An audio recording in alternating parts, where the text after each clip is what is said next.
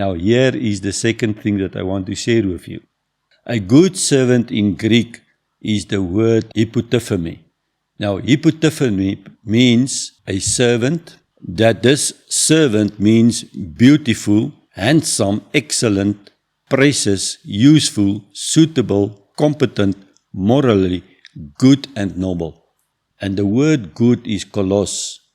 And when you put those two things together, it is Christ-like.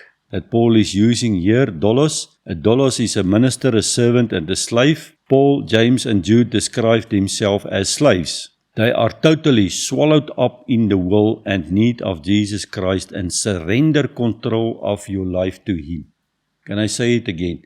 To be a doulos is to surrender, to be swallowed up in the will of Christ, to totally surrender and control your life to Him. He is now controlling you. He is telling you where, what, and what to do, not you anymore. Diakonos, that is where the word deacon is coming from. Dia means on behalf of, and konos describe a community. So it means that you lay down your life forever, so that you give yourself to a community.